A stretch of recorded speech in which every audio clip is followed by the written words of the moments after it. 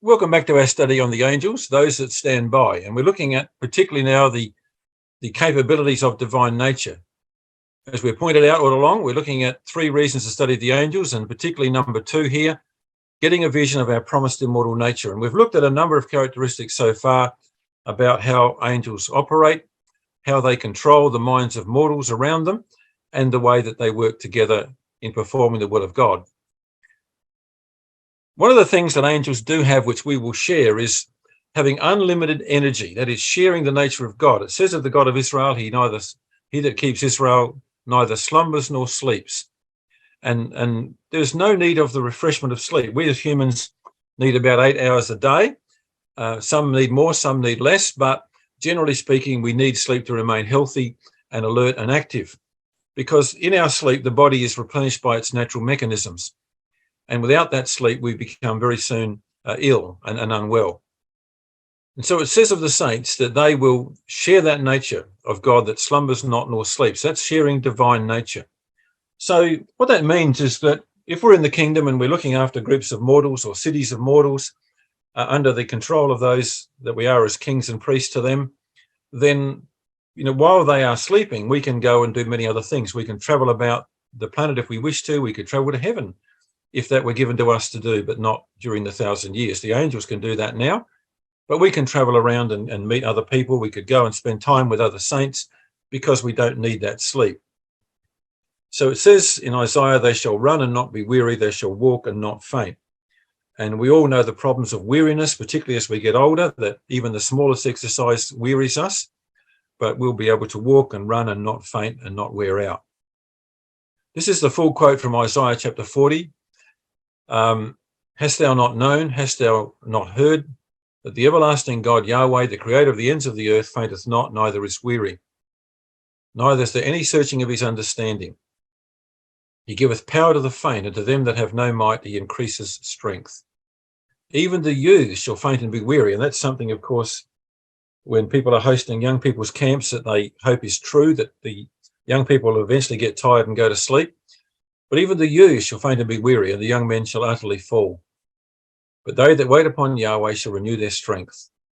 They shall mount up with wings as eagles. They shall run and not be weary, and they shall walk and not faint. This is Rotherham's translation, by the way. Could I just comment upon this fact of wings? That is not saying that people who are made equal to the angels will have wings. What it means is they will be able to move freely around the universe in an effortless way. And the thing about eagles is that the most of the time they are soaring, and without any vigorous exercise you might see from a duck taking off from the water. Eagles often launch themselves from high pinnacles, and it's only when they come up from the ground or from the water they have to really flap their wings. But 95% of the eagle's airborne time is just gently soaring without effort. And that's what it means, is that the saints will be able to move around without any physical effort or strain or weariness following. This is Rotherham's translation, which says most of the same thing, so I'll just go straight through that to save time. When the angels travel, they actually can go straight up to heaven. The angel ascended in Judges chapter 13 in the flame of the altar, so the angel was going heavenwards and he went up. David saw an angel just hovering between heaven and earth. So standing above Jerusalem with a sword in his hand was an angel. It was the Yahweh angel, and he was just standing there in the midst of heaven. Philip was moved by an angel that moved him 40 miles away in a very short space of time. When the Bible was written, that seemed to be quite a remarkable thing to happen. These days, of course, we have planes and helicopters and things that can move people, but an angel can move somebody equally speedily and even more speedily and take him 40 miles away. That must have been done at a pace that the body of Philip could handle, at an atmosphere that he could handle, and he was taken and just put down in place to do some more work. As we said, the shepherd saw the angels going away into heaven. So angels can travel freely about the universe as they wish to do. There's a beautiful verse in Isaiah chapter 60, where if you just go to Isaiah 60 and look at the context, we have a description of the pilgrimages being made to Mount Zion in the age to come. And Isaiah 60 is about all the different nations that will come up to worship in Zion.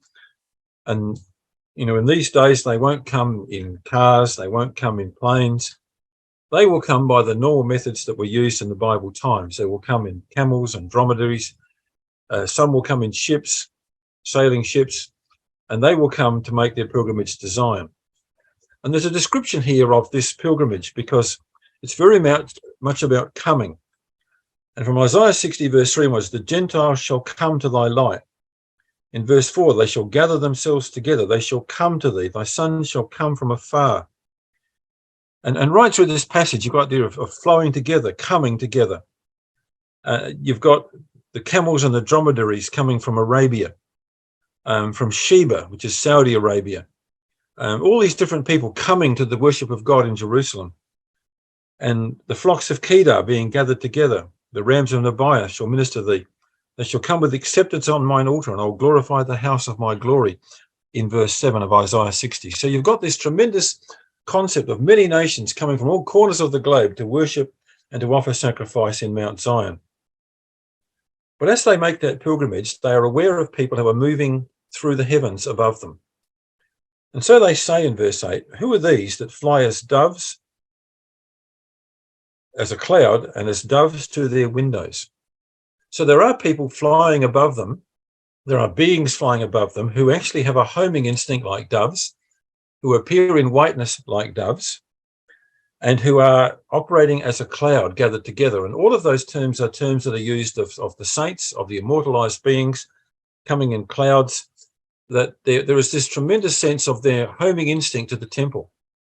And I think what's going to happen here is as the angels bring all the pilgrimages and they have to walk through the land and go through a certain predicted journey through the land where they go to certain places and see certain things and learn certain lessons, that once they're in the land and in the hand of those who occupy the land, guided perhaps by the immortal saints who live there, by the Levites and the priests who will be operating there, the saints then are freed from their shepherding work that they've been doing, bringing them to that place, that the saints can then go to the temple to be with Christ and the other saints and angels that are in that temple of God in Mount Zion. And they will be seen as a cloud, as doves, with a homing instinct to their windows, which is the circular part of the temple, flying ahead to the temple. And it's just a little verse dropped in that there will be heavenly beings above those pilgrimages that come up to Zion in the age to come. A very beautiful thought just from Isaiah 60 verse 8, that we will move as the angels do today, moving freely through the heavens without physical effort. Entertaining angels unawares, we said there was a time when they came to Abraham and to Lot, and they were entertained and fed a meal in those places. So it can happen. The angels can eat meals. Brother Roberts in The Visible Hand of God makes a comment about the angels eating. He says this, angels can eat, though independent of eating for life. And that, of course, means we don't have to eat to live. When they eat, their food is assimilated to their spirit nature. So the angels eat because they want to share fellowship with people, because they want to be, in the case of Abraham and Lot, they were gracious and considerate to the generosity that was being offered to them, and they ate. And it's a wonderful thought to think we can eat without getting fat or getting ill from the food we eat, because as it says, goes on to say, their food is assimilated to their spirit nature. So it's actually burned up by the spirit nature that motivates them. So when the food goes into their bodies, it doesn't have any of the effects on digestion that we have. There is this difference, that the angel nature is spiritual and incorruptible. And this is a very English way of saying the very obvious. There is none of the offensiveness, more or less incident to the process of all animal organizations, and you can work that one out for yourself. But we know, of course, that once we eat, there are things that follow on from that, and they're not always very pleasant. And that's not part of angelic nature. Cleanness, holiness, incorruptibility, and the strength are characteristics of the spirit nature, involving completeness of absorption of all substances partaken of. So what a thing that we can eat for pleasure, we can eat for fellowship, we can eat for worship, we can eat for celebration, and none of it will affect us in any negative way, because the spirit nature will totally absorb that food.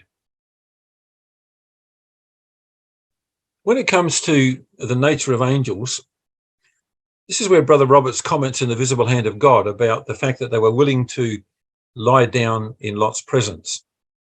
The angels declined Lot's request, remarking they would abide in the street all night.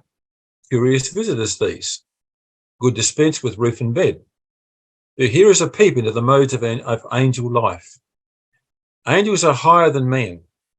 They cannot die any more. They can adapt themselves to any condition.